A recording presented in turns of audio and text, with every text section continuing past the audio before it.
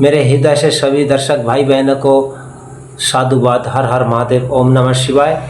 2026 25 जुलाई के दिन देवशयनी एकादशी आ रहे हैं और एकादशी बहुत बड़ा महत्व है। इस दिन से, इस एकादशी के दिन से, देवशयनी एकादशी के दिन से शुक्ल पक्ष की जो एकादशी तिथि होता है जुलाई महीना की, यानी आषाढ़ महीना की जो एकादशी होता है इसे देवशयनी एकादशी बोला जाता है। और इस दिन भगवान विष्णु योग निद्रा में चले जाएंगे, क्योंकि भगवान विष्णु 4 मास के लिए विश्राम में चले जाएंगे। तो इस समय विवाह आदि, मुंडन करना, गृह प्रवेश करना, शुभ कार्य वर्जित है। इसमें सिर्फ आप भगवान की नाम जप सकते हो, ध्यान पूजन कर सकते हो। तो उस दिन भगवान विष्णु योग निद्रा में चले जाएंगे, तो उस दिन एकादशी भी है। तो एकादशी का व्रत तो बहुत महत्व है। उस दिन पीले वस्त्र पहनकर पीले रंग की फूल से भगवान विष्णु की पूजन करना चाहिए। भोग भी पीले रंग की हो तो अति शुभ है। अगर कुछ भी नहीं मिलता है तो तुलसी दल से भी पूजा कर सकते हो। सिर्फ तुलसी की पत्ते से भगवान विष्णु प्रसन्न होते हैं। हाँ, ध्यान रहे, एकादशी के दिन, द्वादशी के दिन, अमावस्या, पूर्णिमा और संक्रांति के दिन, इस दिन तुलसी पत्र तोड़ना माना है। उस दिन शास्त्र में वर्जित किया गया है तोड़ने के लिए। एक दिन पहले तुलसी पत्र तोड़ के रख लीजिए, क्योंकि तुलसी पत्र 21 दिन तक बासी नहीं माना जाता शास्त्रों में। तो इस दिन भगवान विष्णु की कथा वगैरह, जो देवशयनी एकादशी है उसकी कथा भी करना चाहिए। और विशेषकर विष्णु शास्त्र नाम की पाठ करना चाहिए उस दिन। जिसको बार बार बुखार आता हो, बार बार बीमार पड़ता हो, वो भगवान विष्णु की शास्त्र नाम, जो विष्णु शास्त्र नाम है, उसका पाठ करे। अगर वो पाठ करने में असमर्थ है, कई लोग अनपढ़ भी होते हैं, पढ़ना नहीं जानते और पढ़ने की आदत भी नहीं होता है, तो वो लोग मोबाइल से, यूट्यूब के माध्यम से आप देवशयनी एकादशी के दिन विष्णु सहस्त्र नाम का श्रवण भी कर सकते, सुन भी सकते हो। और सबसे बेहतर से बेहतर विष्णु सहस्त्रनाम संत श्री आसाराम जी आश्रम के नाम से अहमदाबाद से सीधा प्रसारण होता है। विष्णु सहस्त्रनाम बहुत अच्छा है, वो सुनने में अति मधुर है, मन को शांति मिलता है, पुण्य मिलता है। तो आप संत श्री आसाराम जी के जो चैनल है कि आप अहमदाबाद से सीधा डायरेक्ट सुन सकते हो। यूट्यूब चैनल के अंदर अहमदाबाद विष्णु शास्त्र नाम ऐसे लिख देंगे तो आपको सामने आ जाएंगे चैनल। और एक भाई है रमेश भाई ओझा, कथा वाचा गए, उनकी आवाज़ में भी विष्णु शास्त्र नाम बहुत सुंदर स्वर है और मधुर आवाज़ है। उसको भी सुन सकते हो, श्रवण कर सकते हो। इससे आपको बहुत फायदा होगा।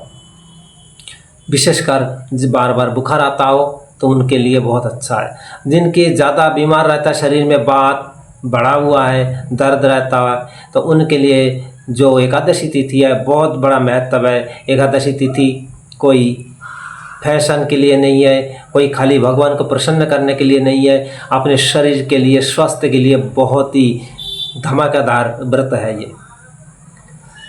इसमें साइंस भी होता है। साइंस के आधार पर देखा जाए तो हम जो 15 दिन के बाद जो एकादशी की तिथि आता है, तो 15 दिन में जो हम भोजन करते हैं, जो हम खाते हैं, तो 15 दिन तक उसका रस इकट्ठा करता है हमारा शरीर। जैसे फल का जूस जो रस इकट्ठा होता है, ऐसे ही हम जो भोजन करते हैं उसका रस सब शरीर के अंदर रहता है। तो 15 दिन के बाद वो रस पकने के लिए तैयार होता है। तो उनके लिए क्या करना पड़ता है, हम ऊपर से कोई खाना नहीं खाते। तो जब खाना नहीं मिलता है, शरीर को क्या है, शरीर के अंदर जठर अग्नि कुछ ना कुछ वो पकाते रहता है। अंदर अग्नि कुछ ना कुछ चूल्हा भट्टी होता है, वो प्राकृतिक, वो कोई ना कोई कार्य करता ही रहता है। जब उनको हम भोजन नहीं देंगे तो हमारे अंदर जो कच्चा रस बना है भोजन का, वो अभी पका नहीं। तो 15 दिन के बाद जो एकादशी आता है, उस दिन हम जब खाना नहीं खाते, व्रत में रहते हैं, तो वो रस पक कर खून में परिवर्तन होता है। अगर ऊपर से उस दिन हम खाना खा लेते हैं तो किसी के शरीर में वो पकता नहीं है, पचता नहीं है, और रस कच्चा रस फिर पूरे शरीर में फैलता है, तो उसका शरीर सहन नहीं कर पाता है, तो वो फिर गर्म हीट बन के बाहर फेंकता है। उसी का नाम बुखार है। तो एकादशी व्रत करने से जो कच्चा रस है वो पक जाता है। पकने के बाद खून बनता है, शरीर निरोग स्वच्छ रहता है। जब शरीर निरोग होगा, स्वच्छ रहेगा, तभी तो ईश्वर में मन लगेगा। कहीं दर्द है, पीड़ा है, तो भगवान में मन नहीं लगता, जब तप में मन नहीं लगता है। इसलिए व्रत किया जाता है एकादशी तिथि कोई मजाक वाली बात नहीं है और कोई फैशन वाला बात नहीं है, अपने शरीर के स्वास्थ्य के लिए है। तो उस दिन पुण्य मिलता है, क्योंकि पुण्य वह चीज़ है जो करने से आनंदित होता है अंदर से, उसका नाम पुण्य है। जो करने मात्र से अशांति होता है, अशांति का नाम पाप है। पाप पुण्य का दो स्वरूप होता है। आनंद जिसका नाम है उसका नाम पुण्य है, जो अशांति है वही पाप है। तो ज़रूर आप इस व्रत को कीजिए, शरीर स्वस्थ है तब भी कीजिए, आगे के लिए कभी ट्यूमर, कैंसर ऐसे बीमारी होता नहीं है। और व्रत रखने के साथ साथ तुलसी पत्र का भी सेवन किए। पहले भगवान विष्णु को तुलसी पत्र का भोग लगाइए और उसी भोग में से अपने 2 पत्ते का भी सेवन कीजिए प्रसाद के रूप में। हाँ, तुलसी पत्र का सेवन रविवार के दिन नहीं करना चाहिए। तुलसी का जल भी नहीं देना चाहिए उस दिन, रविवार के दिन, क्योंकि तुलसी में अग्नि उस दिन प्रवेश करते हैं। भगवान विष्णु, सूर्य नारायण प्रवेश करते हैं, हर तुलसी में प्रवेश करता है। उस दिन जल नहीं डालना चाहिए, क्योंकि अग्नि को परेशानी होती है। तो भगवान सूर्यदेव, सूर्य नारायण अग्नि स्वरूप है। तो ये हमारा छोटा सा चैनल है, चैनल का नाम है उपनिषद दर्शन। इस चैनल को इसलिए प्रस्तुत किया गया और बनाया गया है क्योंकि वेद पुराण और छोटे मोटे व्रतों के बारे में जानकारी दिया जाएगा। इसीलिए वेद पुराणों के बारे में, उपनिषद के बारे में ये सारे जानकारी दिया जाएगा। उसमें जो अच्छे शॉर्ट में दिया जाएगा, जो अच्छे चीज़ है। तो आप लोग अगर वेद पुराण और भक्ति में और ऐसे जानकारी में दिलचस्पी रखते हो तो चैनल को ज़रूर सब्सक्राइब कीजिए और बेल आइकन को भी दबाइए, क्योंकि ये मेरा पहला वीडियो है और नया चैनल है। आप लोगों की सहयोग से चलेगा, मैं अकेले कुछ भी नहीं कर सकता हूँ। इस चैनल के माध्यम से मैं सिर्फ अपने नाम नहीं कमाना चाहता हूँ, ना पैसा कमाना चाहता हूँ, सिर्फ जानकारी का प्रचार हो। बहुत भाई लोग कर रहे हैं तो मैंने भी सोचा मैं भी करूँ,